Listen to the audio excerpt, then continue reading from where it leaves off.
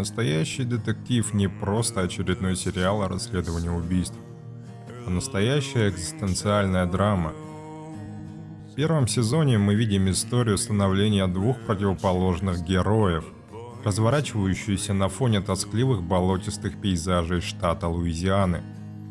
Нет, сегодня мы не будем говорить о скрытом смысле или о религиозном подтексте сюжета, а поближе рассмотрим взаимоотношения двух главных героев. Харизматичный детектив, покореженный жизнью, алкоголик со стажем, наркоман по долгу службы, интеллектуал-нигилист, конченый пессимист и интроверт. Ладно, я считаю себя реалистом, но с точки зрения философии я пессимист. Ну и что это значит? Я не душа компании. Таким нам запомнился персонаж Раста Коула.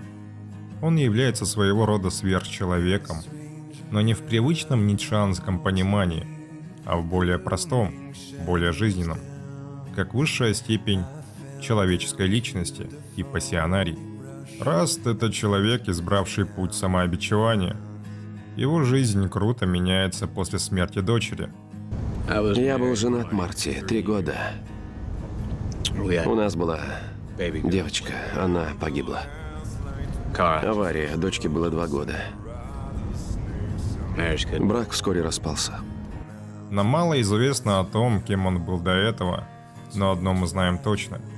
Теперь это сломанный человек с тяжелой судьбой, который свыкся с мыслью, что мир обречен, а балом правит жестокость и коварство, что люди в своей изначальной природе рождены лишь для того, чтобы сеять бесконечный хаос и разрушение.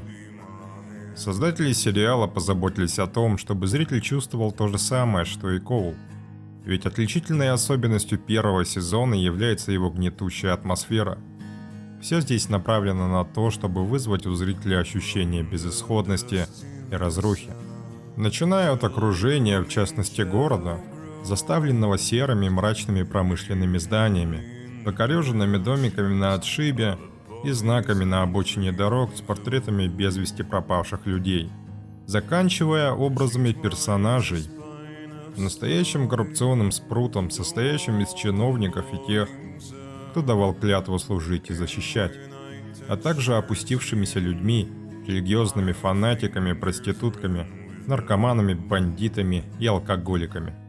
Создатели сериала четко проводят черту между обычными людьми, которые оставлены на произвол судьбы, и сильнейшими мира сего, которым нет дела до страданий простых людей.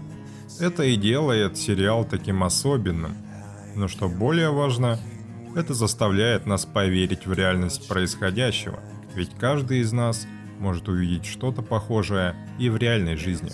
Здесь сложно найти хотя бы одного исключительно положительного персонажа, ведь даже сами главные герои не идеальны. Но тем не менее ничего человеческое им не чуждо. По ходу расследования они видят жестокость и коварство человеческой природы в его высшей форме проявления. И если Марти представляет собой обычного человека, который по ходу сезона сам опускается на дно, то Раст находит в этом расследовании отдушину. По происшествии времени поимка маньяка становится для него навязчивой идеей, принципиальным делом, которое обретает личный окрас. Марти Харт хороший коп, как он сам считает. А я что?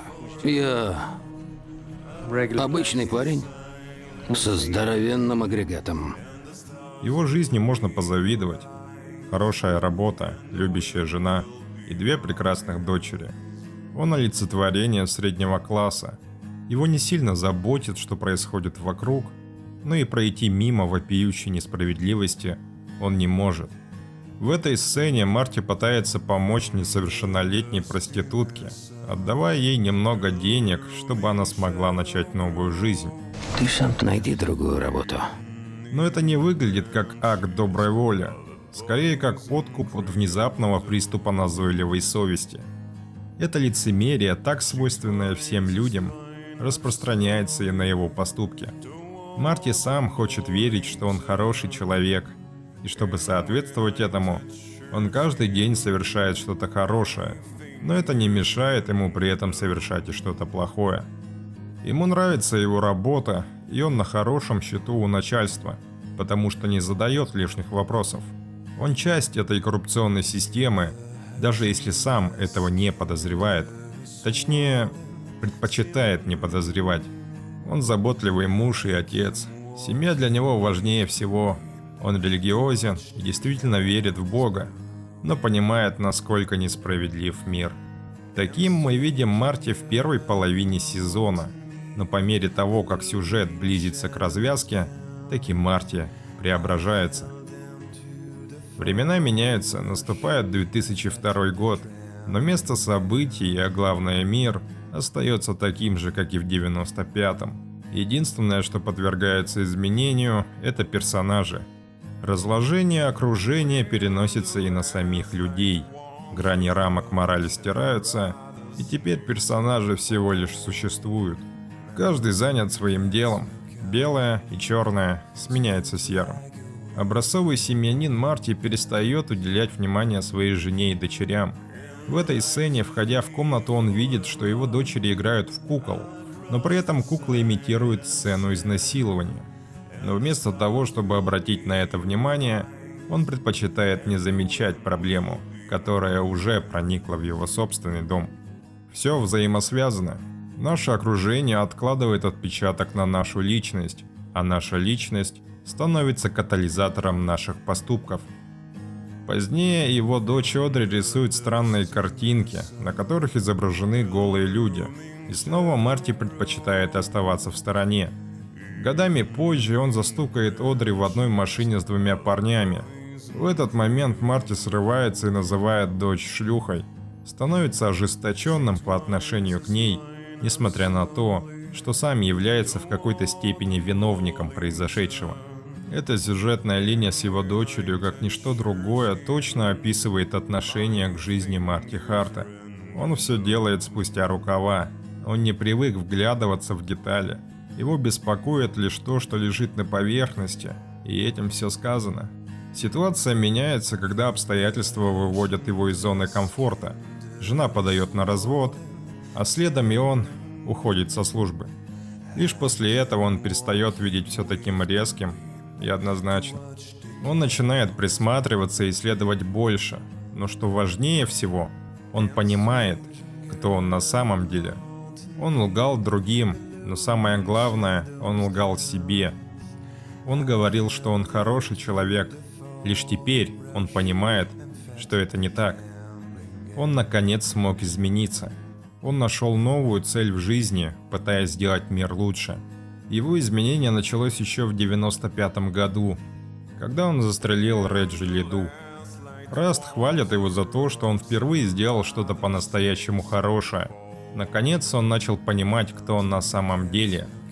Для сравнения, Раст всегда знал, кто он такой. У него есть понимание жизни в борьбе со злом. И если Марти проходит 2 стадии изменений, то у Раста их 3. И за эти 17 лет шоу мы видим только одну. 2 других стадии — это время, когда его дочь еще была жива, и время, когда он работал под прикрытием. В конце концов он нашел цель в жизни, когда перевелся с отдела по борьбе с наркотиками в отдел по раскрытию убийств. Он начал лучше ценить жизнь. Раст день ото дня делает мир лучше, убирая с улиц плохих людей и выполняя свой небольшой вклад в борьбу со злом. Он великолепен в детективной работе. Мы видим это на всех допросах и даже в тот момент, когда он прибывает на первое место преступления. В конце сезона он рассуждает о борьбе между добром и злом. Это все одна история. Самая старая. Какая? Свет против тьмы. Это прекрасно отражает то, кем он является сейчас, и в какой-то момент жизни все его существование оказалось тьмой, но его работа показала ему новый путь к искуплению. На первый взгляд может показаться, что в конце концов Раст сдался, опустился на социальное дно, но это неправда. Он может пьянствовать, чтобы заглушить боль, но даже в таком состоянии он остается сосредоточенным на важной миссии. Он продолжает искать ответы, которые должны привести его к таинственному Желтому Королю.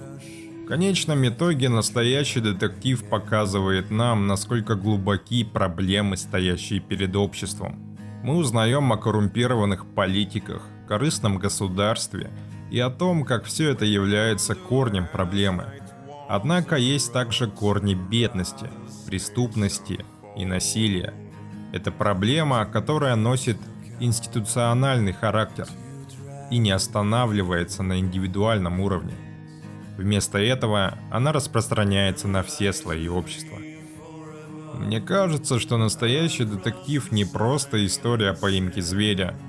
В борьбе человека с абсолютным злом, которое представляется настолько могущественным, что в какой-то момент внезапно приходит осознание тщетности самой борьбы. Маньяк в конечном счете оказывается всего лишь человеком, всего лишь одним из множества щупалец огромного спрута, который обхватил нашу планету. Он лишь заблудшее дитя, он продукт этой преступной системы. Раст однажды сказал, что плохие люди нужны для того, чтобы отпугивать тех, кто хуже. Не думал, что ты плохой человек. Нет, не думал, Марти. Миру нужны плохие люди. Мы отпугиваем тех, кто хуже. И возможно, он был прав. Возможно, миру нужны такие решительные антигерои, которые способны на жестокие поступки, если этого требует правосудие. Возможно, мир настолько глубоко погряз в дерьме, что единственный способ бороться со злом – самому стать ее частью. А вообще, ты все неправильно понял. Я про небо. Почему? Когда-то была только тьма. А теперь свет побеждает. Но тогда возникает закономерный вопрос. А что тогда отличает этих героев от тех, с кем они борются? Выбор, отвечу я. Выбор, который они делают в конце. Выбор оставаться человеком. Спасибо за просмотр. Настоящий детектив – один из моих любимейших сериалов. Скоро я выпущу второе видео, в котором расскажу о скрытом подтексте первого сезона. А вы подписывайтесь, оставляйте комментарии и увидимся на следующей неделе.